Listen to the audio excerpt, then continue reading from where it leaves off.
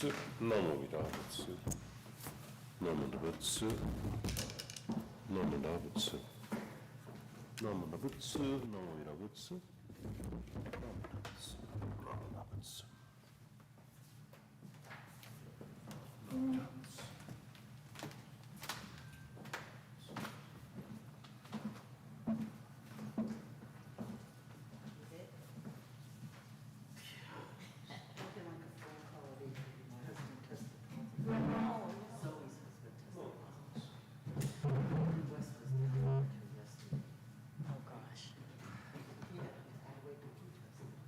Good morning, everyone.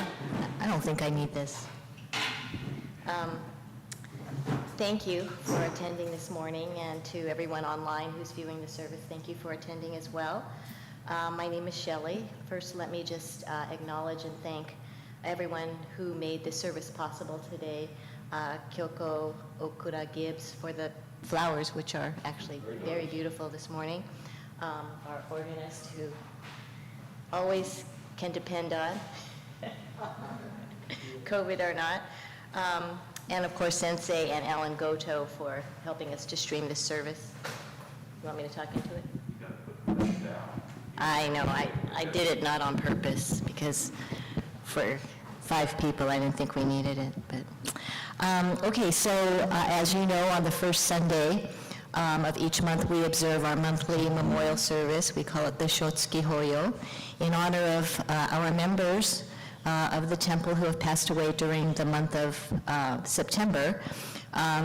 So at this time, Sensei is going to read the names of those loved ones who passed this month and whose memory this morning's service is being held. So if you are observing today's service in recognition of a family member, please come forward when Sensei reads the name and offer incense in their honor. Thank you. Thank you, Shelley. I will then, if I may, read the names on our October Shotsuki Hoyo list. If you lost a loved one in the month of October and we don't have their name, please let us know and we will be honored to add them to our observance. October Shotsuki, Fujikawa George Masayoshi. Fujikawa Sekino. Fujiwara Kasue. Fukuyama Margaret. Fukumoto Minoru. Hamano Nitaro. Hida Miki. Hatta Ichi. Hatta Masayuki. Hatta Matsuzo. Inaba Kisaku. Inoue Lin Reiko. Iwata Jinsuke. Iwata Morojiro. Kawabata Kiyoshi. Kawamoto Ihe. Kikawa Shizue. Kiriyama Takashi Tak. Konishi Tajiro. Masumoto Denbe. Masumoto Seiichi Sam. Masumoto Tamio. Matsumoto Fukujiro. Morioka Yasutaro. Moriyama Baby. Miho Shizue. Nakano Hannichi. Nakashimo Yoshiko. Nishikawa Chieko. Nishimoto John Osamu. Nishimura Chiyoko. Nishimura Noboru. Okumoto Hino. Okura Reverend Kansho. Omura Hayako. Onaga Ryoi. Oshita Shigematsu. Otani Kakichi. Otani Yoshiko. Sato Tome. Shida Etsuji. Shinmoto Sokichi. Shoga Hatsue. Sogi Hatsue. Sugasawara Chiyoko. Sugihara Masaharu. Tanigawa Sakutaro, Toninaka Tane, Tomotani Nobuko, Uchiyama Sakae, Ue Tanaka Kiyomi, Watanabe Suma, Watari Kunsaku Watari, Yamada Roy, Yamanaka Ryuji, Yamane Genkichi, Yamasaki Etsuzo, Yamasaki Toyo, Yokoyama Noriko, Yonesawa Yoshio Norman, Yusa Saku, Yusa Magoichi. Namo Mittabutsu, Namo Dabbutsu, Namo Butsu, Namo Mittabutsu, Namo Dabbutsu. Thank you very much. Thank you, Sensei. At this time, will the Sangha please stand for the first reflective reading?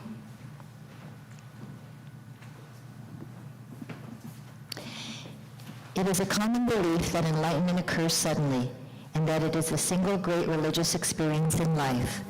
But enlightenment is a growing experience that never stops. Each day we experience the joys and sadness of life, and with each living experience we come to a deeper understanding of the totality of life, its beauty, its ugliness, success and failures, victories and defeats, birth and death. Every activity of life has absolute meaning, for every motion, however significant, is the enlightenment experience. Namo Amida Butsu. Namo Amida Butsu. Namo Mittabutsu, Namo Amida Namo Butsu. Mittabutsu, Namo Dabbutsu, Namo Dabbutsu. Thank you. Please be seated. At this time, we'll have Sutra chanting. We're going to chant San Butsu Ge on page 33. Yes, thank you, Shelley. That was a very nice reading. And we'll go on to this very important verse passage of the larger Sutra on Amida Buddha. I will be pleased to hear as many of you as can chant along with me. Namo Dabbutsu, Namo Dabbutsu, Namo Dabbutsu.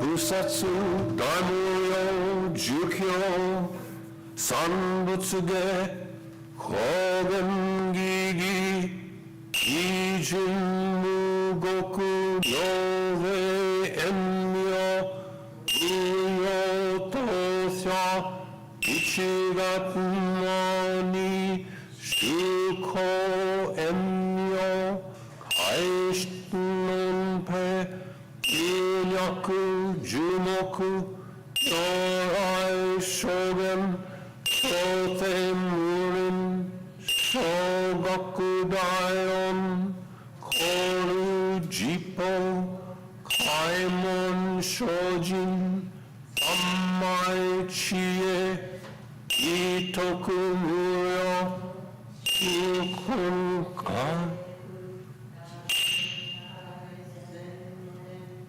Chobutun Hokai Nijin Ninno Kungon Naitai Ninyo Yokunu Eson Yomu Ninno Shi Shintoku Muryo Ukun Kodai Chie Jinyo Komyo Iso Shinno Daifen Anda Sabutun Saisho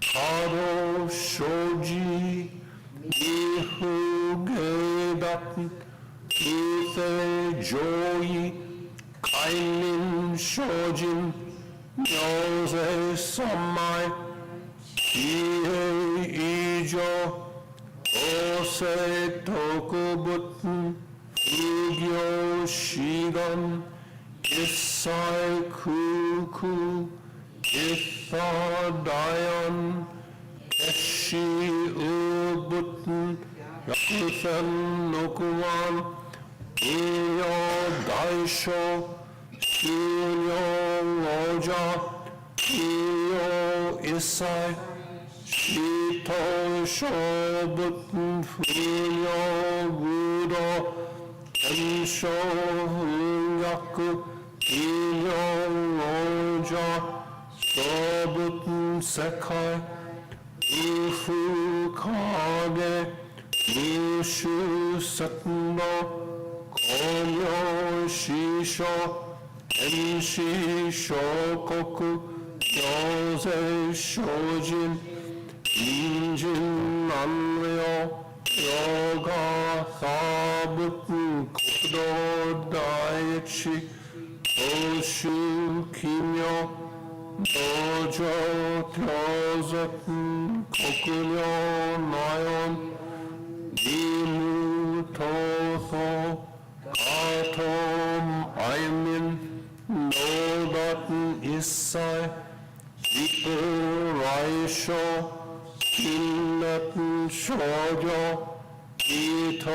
이토가코쿠 케야쿠 안논 어붓 신력 내가 신쇼 어쩌간노히 리키쇼 쇼요쿠 기뻐한테선 지혜 무게 조려 시선 지가 신려 대여 신시 도쿠 도쿠추 악요 쇼진 민주국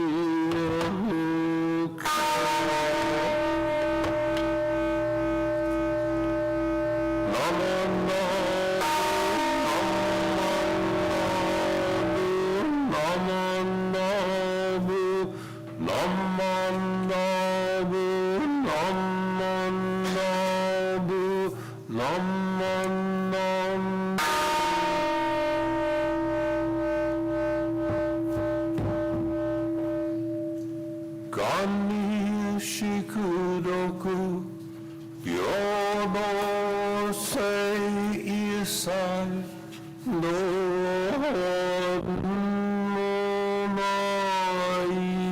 신 온요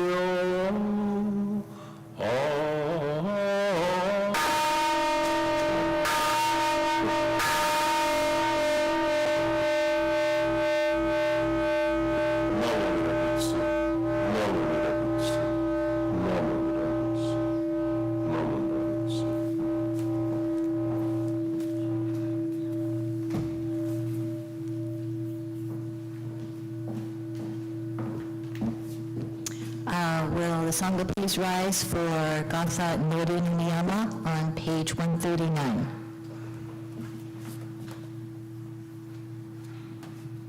And then remain standing for the golden chain after the Gatha on page 8.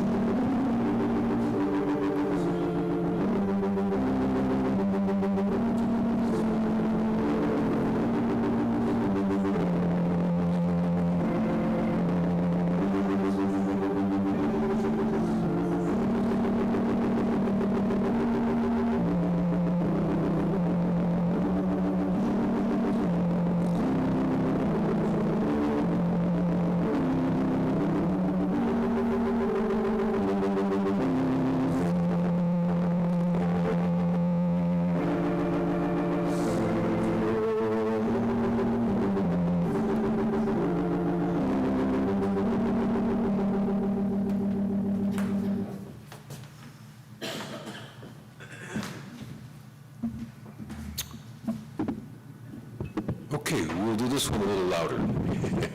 The golden chain, please do join me, page 8. I am a link in Amita's golden chain of love that stretches around the world. I will keep my link bright and strong. May I be kind and gentle to every living thing, and protect all who are weaker than myself.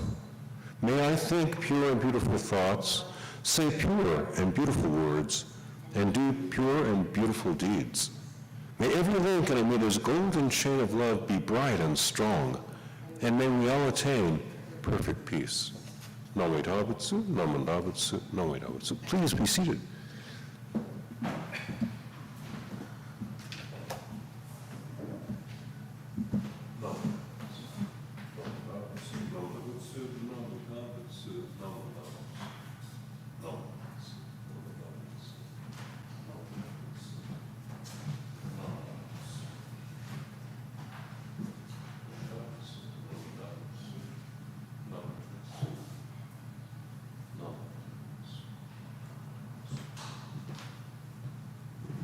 Well, good morning. Thank you for attending this service. And again, good morning to our thousands of followers out on the internet. And we'll meet them all one day. Shelley already has, but I must also thank Alan Goto for the videography and tech support, Kathy Kumagai for playing organ and providing technical support, Kyoko Gibbs for the flowers and the hygiene preparation. And as Shelley mentioned, the flower is especially nice today. And of course, thanking Shelley Shimoto for chairing the service. Now, last week I told you I could talk about whatever I wanted to. This week is our Shotsuki Hoyo service for the month of October, and I will speak in part about loss and connection. For those who lost someone in the month of October, please accept my sincere condolences.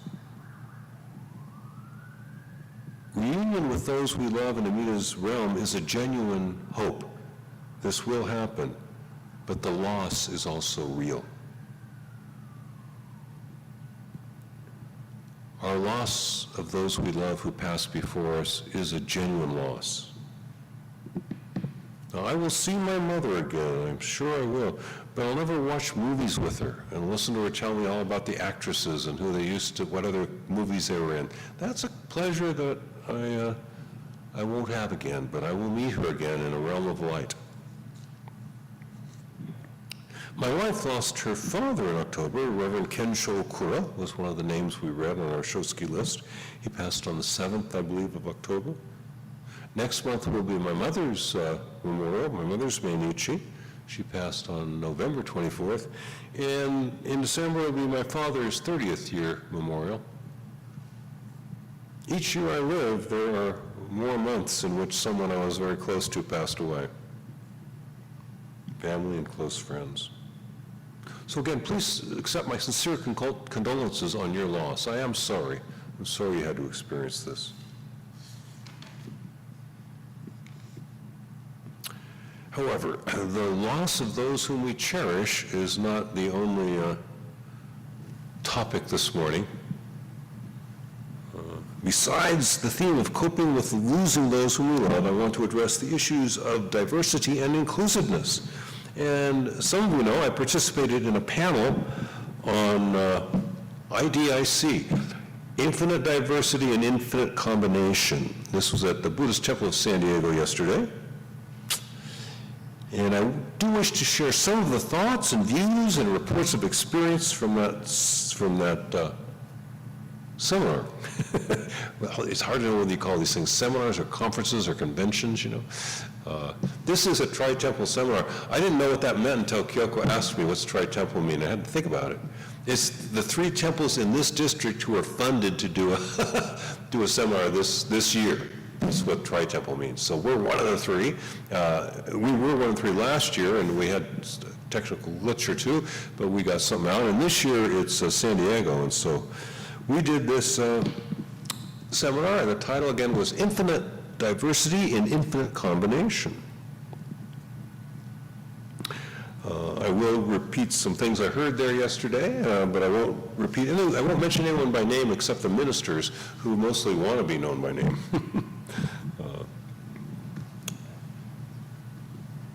This term, infinite diversity and infinite combination, is apparently from Star Trek.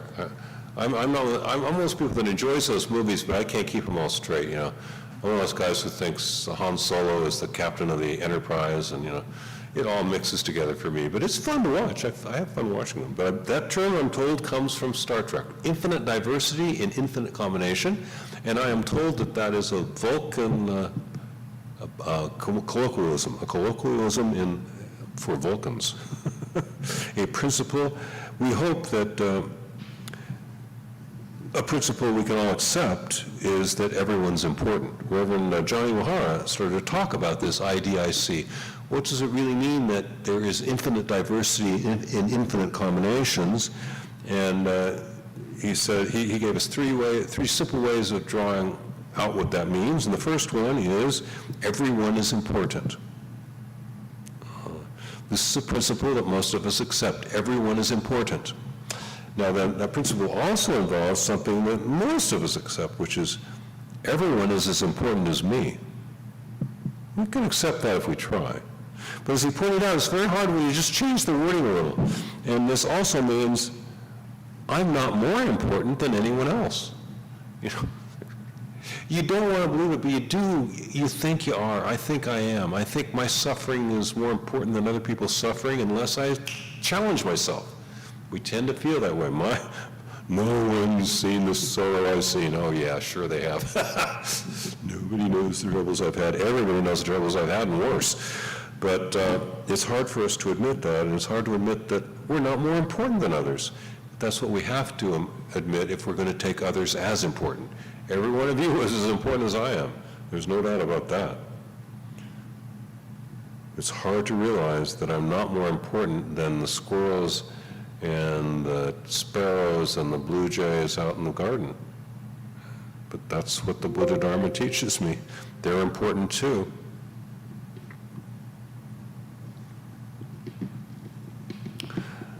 Another topic that came up yesterday was the way in which we can be impacted by unfortunate remarks.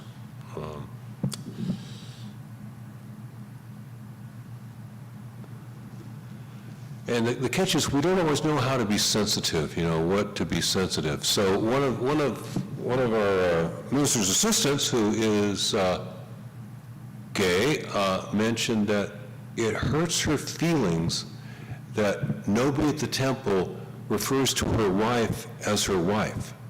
But they're polite. They call her significant other, her partner. She wants to hear the word wife. But how would you know that, right?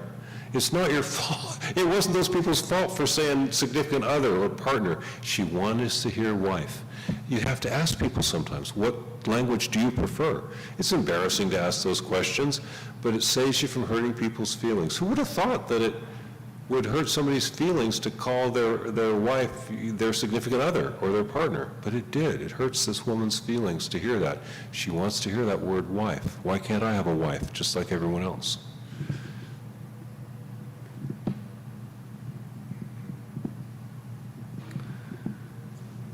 In BCA circles, being of a non-standard race can be as difficult as being gay, you know. I remember the first time I had a chance to speak at my home temple in Fresno. I'd come down from Fresno State, and at that time I had a beard, and so I was a guest speaker, and one of my friends, Seventh-day Adventist, but he came to hear my talk, Dave Lips, and he had a beard. And the minister's wife told me that when he walked in the door, one of the ladies said, "Oh, look, there's another one, and he has a beard too." You either got to take a walk or put up with it.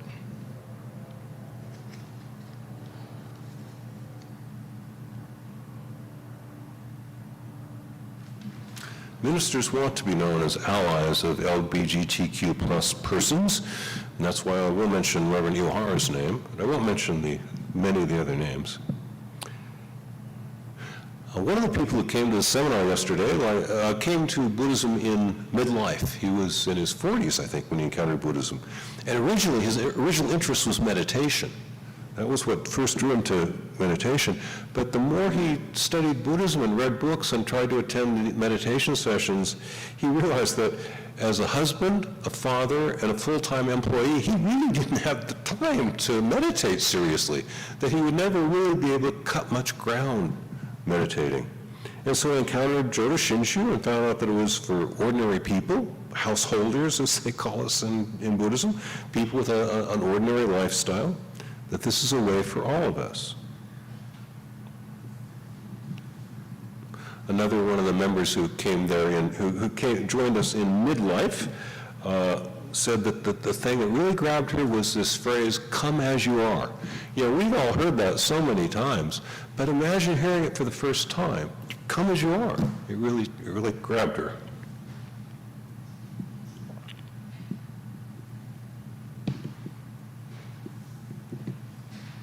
And she's worried about Jodo Shinshu being such a small part of most North Americans' understanding of Buddhism. You know, she went to a special conference with for persons of her ethnicity and gender of Buddhist teachers, and she was the only Jodo Shinshu person there. And she asked the organizer, she said, "Well, why didn't you invite any Jodo Shinshu people?" And the organizer said, we thought that was Japanese Buddhism. Didn't see that as prejudicial, you know. There's a thing, some of my friends every year go to this North American convention, they don't call it a convention, but North American meeting of Zen Buddhist teachers. And you got 150, 200 people there. You know how many Asian Americans? One. You may know Wendy from downtown, from the Zen Center of LA downtown. She was the only Asian person that ever went to those meetings, you know. They don't even see that they're all white. And we got some black people. We got 3 black people and 197 white people. Isn't there something? Oh, and 3 Hispanics. Isn't there something missing here? Isn't it kind of telling that that particular ethnicity is missing? It should be telling when you go to one of the Thich Nhat Hanh's groups to realize that there are Chinese and Japanese and Korean and white and no Vietnamese.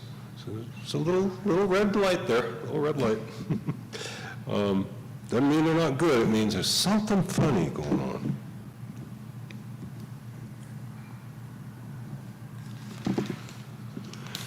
Again, our keynote speaker yesterday for the Tri-Temple Seminar on IDIC, Infinite Diversity and Infinite Combination, was Reverend John Iwahara of the Gardena Buddhist Church. He spoke a bit about the LGBTQ plus support group that started at his temple, Ichimi. That term Ichimi means of one flavor. It comes from Shinran's writings, several places where he says that when our muddy rivers all flow into the one great pure ocean, they all have this one pure taste of the ocean. Ichimi, the one taste. So it means we're all the same. There's no better races or worse ethnicities. The organization, Ichimi, again, is made up of lesbian, gay, bisexual, transgender, queer persons and their allies. And so Reverend Iwahara and I both consider ourselves allies, and it's important to be an ally of people who are repressed, people whose rights are suppressed. And one lady I was quite pleased there that she joined the Vista Temple a few months ago because she saw that interview with me on NBC after the burning of the flag. So that was how she found out that Jodo Shinshu Buddhism accepts LGBTQ people. She didn't know there was any religion. And I believe she's heterosexual but has a family member who is LGBTQ plus. And she, here's a religion that accepts people like my daughter. Well, let's go there, and there's one in town. So that was quite a surprise to me.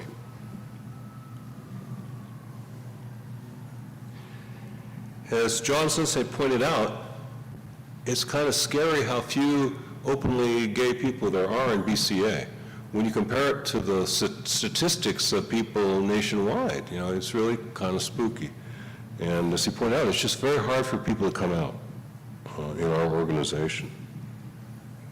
People are afraid of discrimination, and One of the people there too said they had a friend who's Japanese American, gay, and like themselves, and said, "Why don't you come to the Gardena Temple with me?" They said, "Oh no, I couldn't because none of my family goes to the Gardena Temple, but they go to such and such temple, and so somebody from the Gardena Temple would hear from you that I'm gay, and they'd tell my family because like only my parents know, and the rest of the family doesn't know." So that's a problem. Why is it so hard in our group? It's not hard everywhere.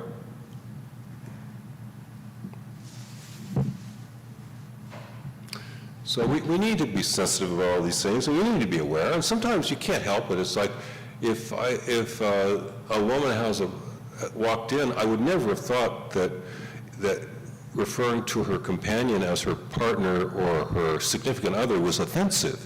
But it was to this woman. It was to this woman who wanted to hear that word wife. I should have a right to have a wife just like you. Another instance is Reverend Iwahara told about when he was in Japan. He was there, his time overlapped with mine, so this would have been right about 1990. And there was a big, as I do sometimes, a poster at Honzon in both English and Japanese, and it said, "Share the Nembutsu with your children and grandchildren." So this is a lifetime BCA member over there training to be a minister. And she sees this sign that says,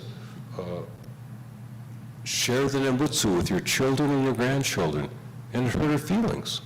And she told Johnson, said, "That's discriminatory." And why, right? So he said, I wouldn't have thought that was discriminatory. And she said to him, "Yes, I cannot have children, so it hurts me to see that. Share the Nembutsu with your children and grandchildren." We can't always know, right? How would you know? You don't know who can and cannot have children. You hurt people's feelings without meaning to. That's why we have to ask questions. We have to say things like, "I'm sorry. I didn't know. I didn't realize that partner could be seen as an invasion."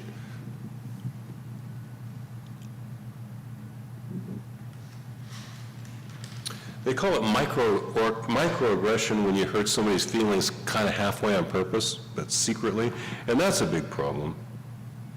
Again, the fact that we can hurt people without meaning to means that we need to be careful. We need to be willing to say, "I'm sorry." We need to be willing to learn.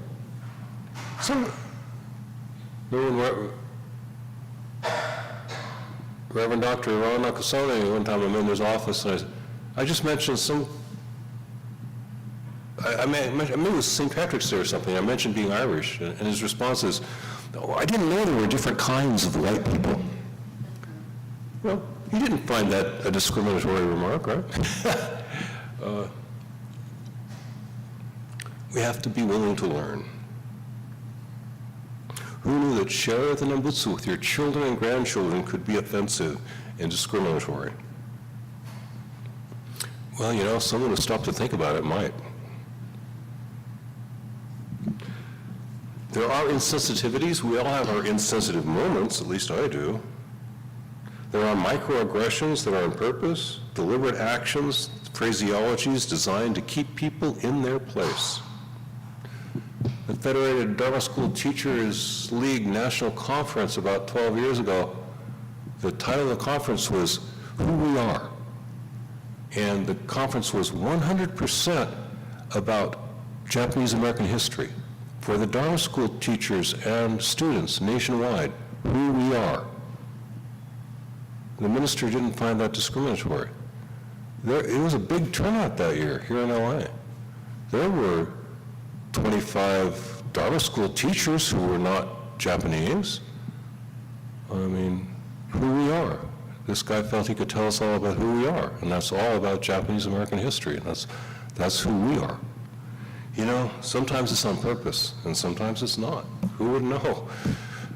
Is this your partner? Who would know that would hurt her feelings? But who we are, that's pretty clear. That's deliberate racism. So what can we do again to honor diversity?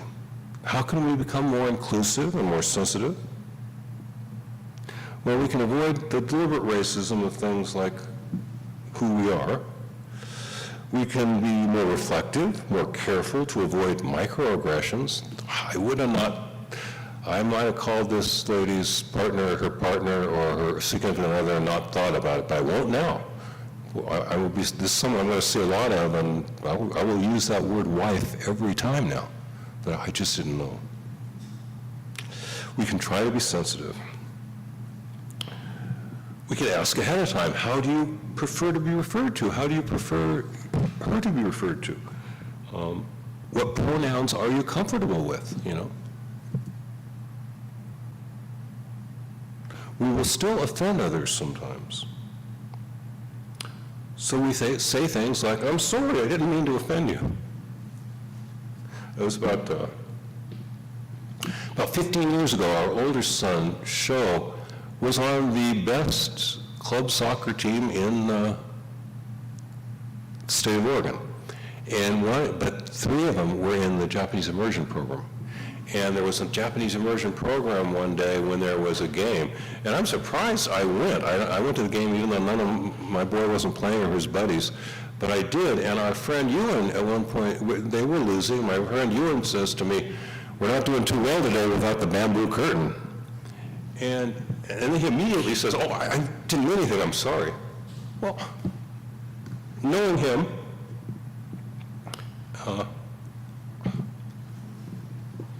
I knew he didn't mean any harm.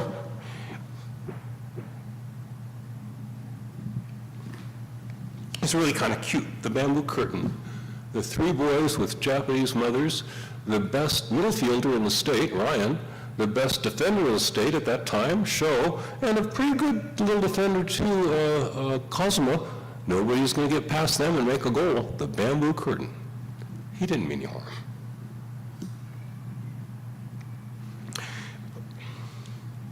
We still will offend others by mistake sometimes. Intention means a lot. If they know our intentions, just like I knew Ewan's intention, he is South African. He moved from South Africa about 15, 20 years ago. When he was in South Africa, he told me a story. So he's a Caucasian anti-apartheid, and his son was playing with a little African boy next door. And of course, he didn't mind.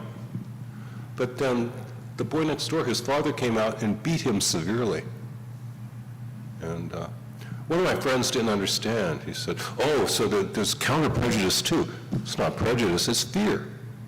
You let your boy play with a little white boy next door, he's going to go try to play with a white boy at school and get beaten to death. Sad business. We are coping with a world that does have all kinds of prejudice, racial prejudice, gender identity prejudice, sexual orientation prejudice, and all we can do is not be part of it and let it go when we see we are part of it and change our words when we find out that our words aren't the best words. There's a lot of people out here getting hurt, and we must do what we can to stop it. This world is unlimited diversity in unlimited combination, and you don't have to be Vulcan to know that. Can we embrace this diversity? May we embrace this diversity? Can we and shall we embrace diversity? We can, we shall, and we will. And that is the message I wanted to share with you today. I thank you very much for your close attention. I will close the Dharma Message portion of our service with Kansho and saying the Nembutsu aloud a few times. We rely upon the source of limitless wisdom and endless life. Namo Amida Butsu. Namo Amida Butsu. Namo Amida Butsu. Namo Amida Butsu.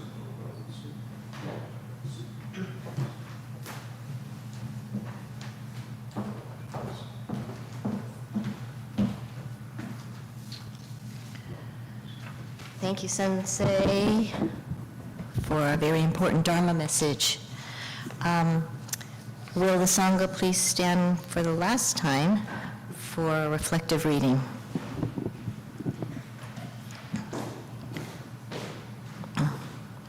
The mind of Shinjin is pure and gentle, always patient and enduring, never arguing, never causing suffering to others, but always pondering the three treasures, the Buddha, the Dharma, and the Sangha.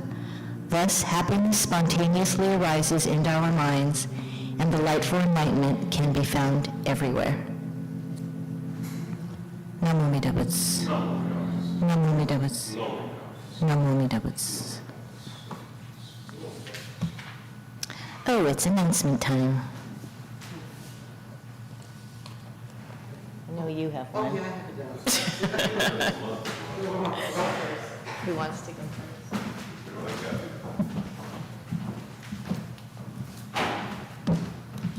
Oh, I don't need this. Hi, I'm Kathy Kumagai, and I can't see you, which is probably good. Thank you, everybody, who came out to support us at Shopping Extravaganza at the Citadel. I had a great time, and I hope all who did come had a great time, too. And I want to let you know that today is the PJCI Fall Bazaar, and I think it starts in about 5 minutes, and the temple will be serving curry. So if you haven't had lunch yet, and I don't think any of us have, feel free to go down and have some lunch. And also there will be martial arts demonstrations, and I know Kathy Mikuni's in charge of those. If you don't know where PJCI is, it's on Lincoln, just straight down. So hopefully some of us will join them down there. Next is, in 2 weeks, is the Southern District Buddhist Conference. It's going to be here. We're co-hosting with Oxnard. If you haven't signed up, come, let me know. Come and sign up. There'll be both English language sessions with Reverend Akahoshi, Kenji Akahoshi, and with a Dharmathon and keynote addresses in Japanese with Reverend Miyagi and Reverend Wandra, Reverend Murakami, and Reverend Takata. So we're looking forward to a fun lineup. You can join us here at the temple, or you can watch via Zoom, and we'll send out Zoom links for that. So that's coming up on the 14th, and then on the 14th. And following that, we've got, save the date for November 18th, we're having our bingo fundraiser, and that'll be a daytime fundraiser. Can you believe it? 3 to 5 p.m. There's a link on our website, our e-blast, on how to get tickets for November 18th bingo. And I'm probably forgetting a lot of other events, but thank you very much, and ask me, I might remember later. Well, thank you, Kathy. Thank you for all your hard work on this conference. Since there's a PJCI event, I'll just tell you, I'm going to close up pretty soon if I can, but we'll see what happens. I don't think there's pickleball, right? Yeah, so we'll probably be closing the campus up pretty soon, and I may see some of you over at PJCI, which, as Kathy was saying, is just right across from the main post office. You all know who it is. It's just those thousands of people out in Cyberland. They're trying to find it. Thank you so much.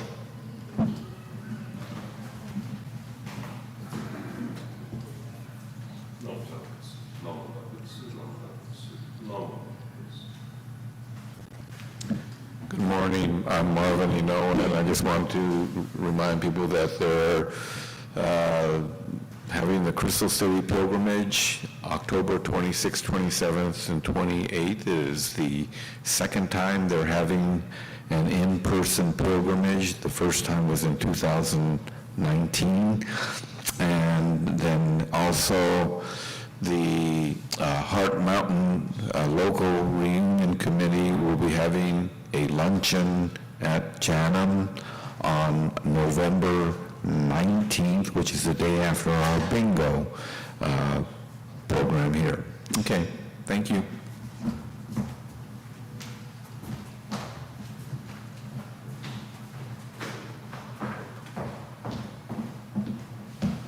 Okay, let's go have lunch. This will conclude this morning's service. Thank you again for attending. Thanks everyone who participated for your help, and we'll see you next week. Thank you. Thank you, Shelley. Thank you all for being here or watching. See you soon. No.